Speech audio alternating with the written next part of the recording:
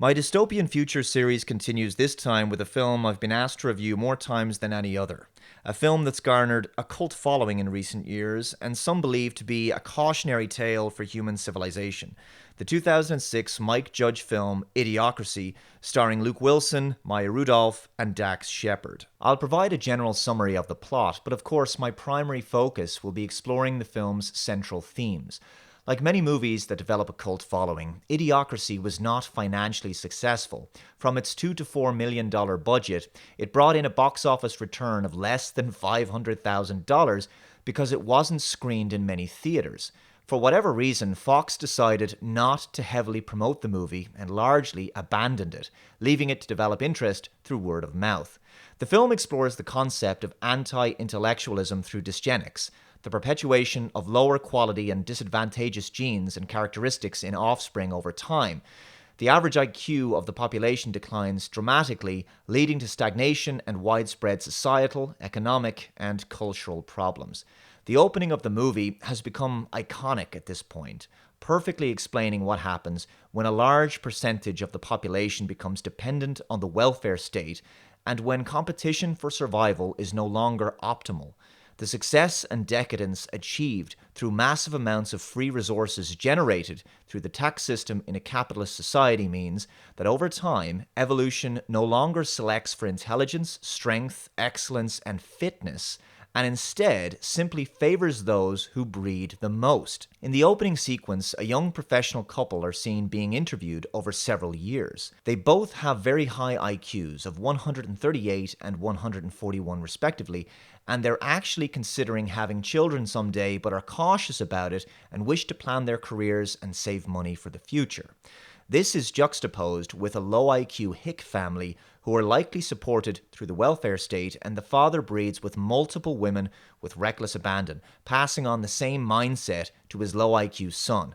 Before too long, a massive family tree emerges, comprised of many illegitimate low IQ offspring, while the high IQ couple never end up breeding.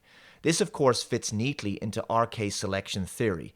The professional couple wish to have a small family so they can provide a high level of parental investment, thus ensuring their children are given the best possible opportunity to compete, survive, and thrive.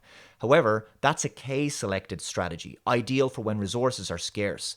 But when resources are abundant, the reproductive strategy that succeeds in an environment is an R strategy. So instead of breeding like wolves, which is to say breeding less and investing time to train and prepare your high-quality offspring for life, the masses will instead begin to breed more like rabbits, breeding large amounts of offspring as fast as possible. Those same offspring will then begin engaging in sexual activity younger and will in turn have large families of their own.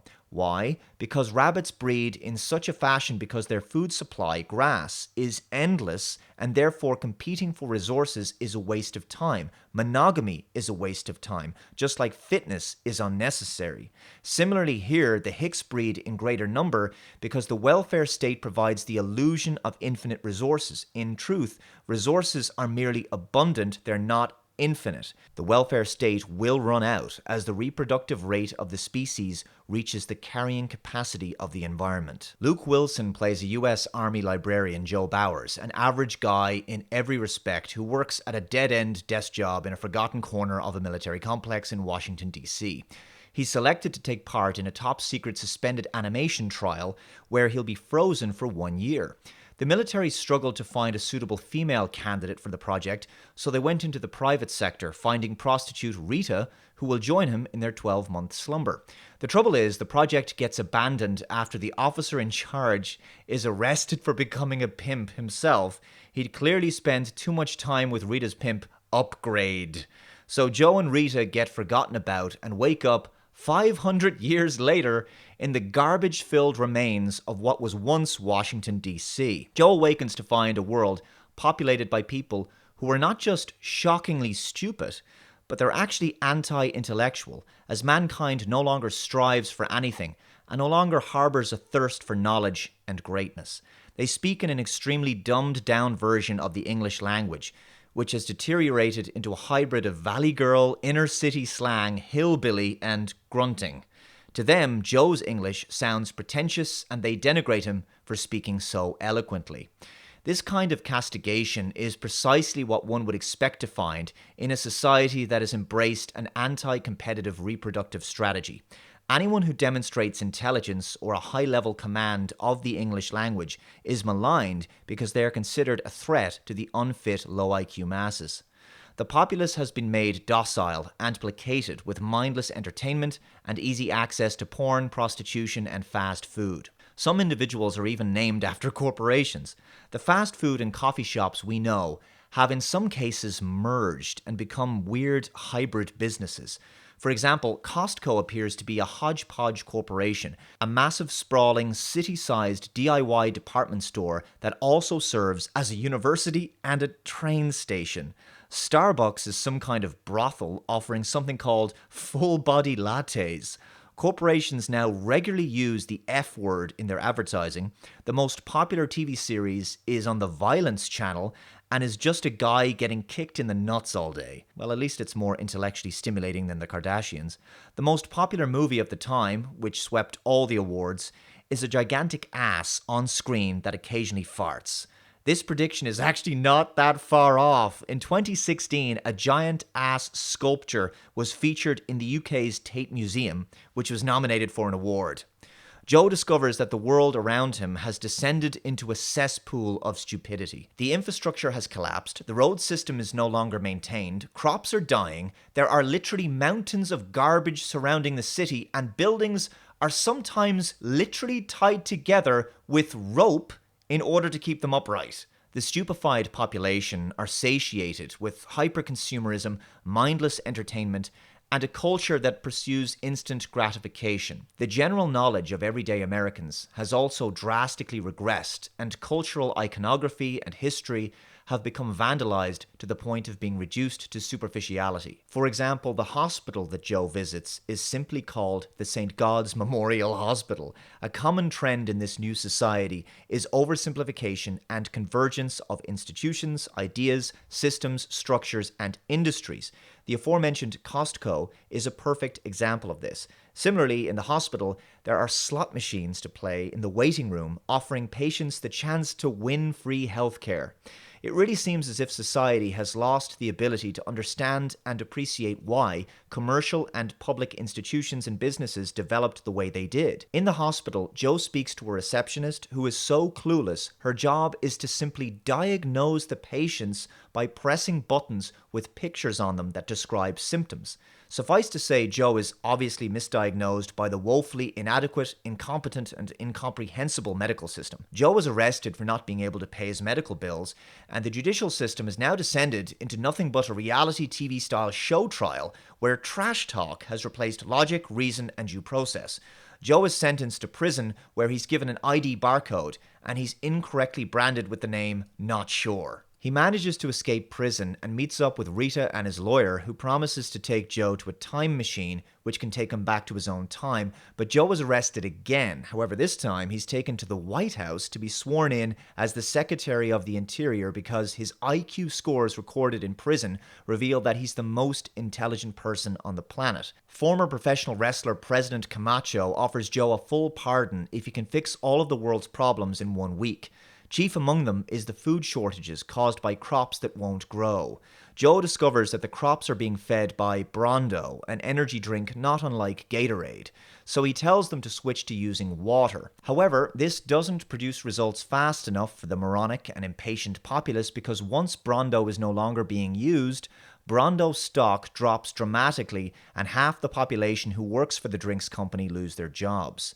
As it turns out, Brondo simply bought the FCC, the FDA, and the US Department of Agriculture and began to market itself as a substitute for water in almost every respect. This is precisely the kind of development I would expect to see in a society that has abandoned free market competition. Because the R-selected mindset has taken over, the convergence of private companies and the state would be inevitable, thus producing an economy built upon greater degrees of socialism.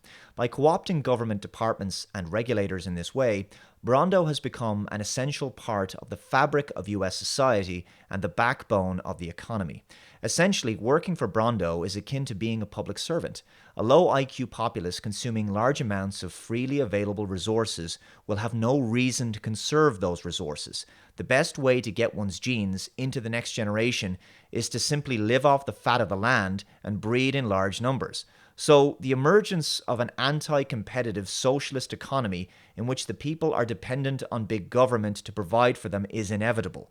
But of course, this is not sustainable, as the president has stated. The resources are about to run out because food supplies are now dwindling and the Dust Bowl is destroying the environment.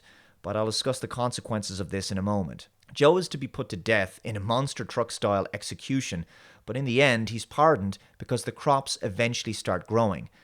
He becomes the president after a few years, and he and Rita have the world's 3 smartest children.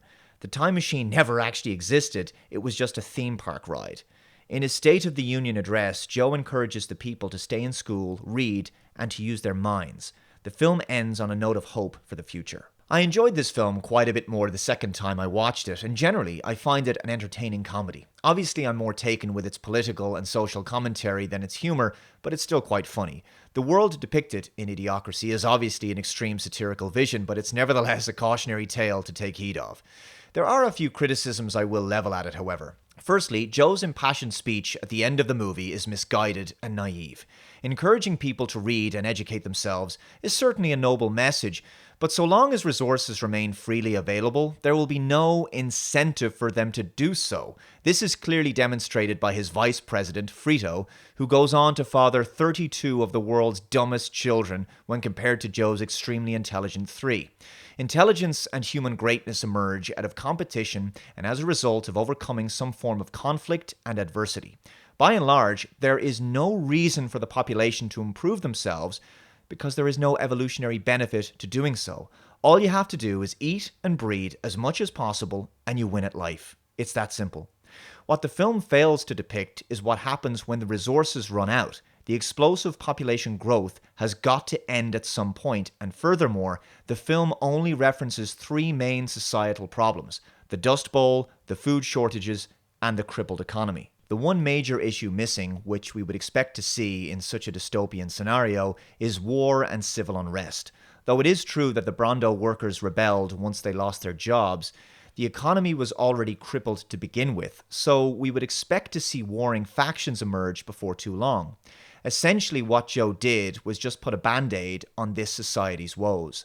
Long term, this R-selected society will collapse as the economic opportunities diminish due to a result of the dwindling food supply. As the population begins to decline through widespread conflict, resource scarcity, and starvation, evolution will once again begin to select for intelligence, ingenuity, and fitness, favoring these traits over any others. A painfully protracted period of transition from R selection to K selection will take place as the non-competitive Rs die out and are replaced by competitive Ks. K societies value self-reliance because the free resources generated by big government handouts and the welfare state are no longer available. Monogamy will be prioritized because 2-parent families will ensure that offspring are provided with the highest quality upbringing, so we would expect to see this society's obsession with hedonism, sexual liberation, promiscuity, and degeneracy decline in favor of more traditionally conservative social mores.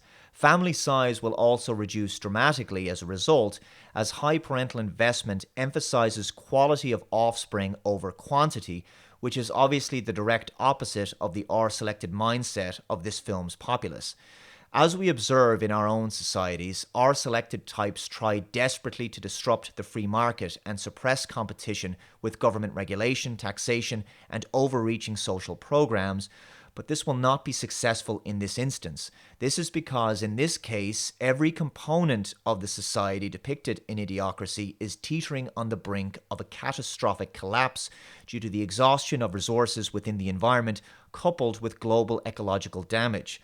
Consequently, the state, in its current form, will inevitably fall, and an entirely new system of K-based governmental order with a priority on free market capitalism will rise from the ashes of the R-selected chaos. Over several generations, IQ levels will rise out of this necessary change in Darwinian survival strategy. This concludes my review of Idiocracy. I highly recommend you check this movie out if you haven't seen it already. For more insight into the RK theory, Anonymous Conservative's book is a good place to start. Let me know your thoughts in the comments below, and I'll see you next time. Bye-bye.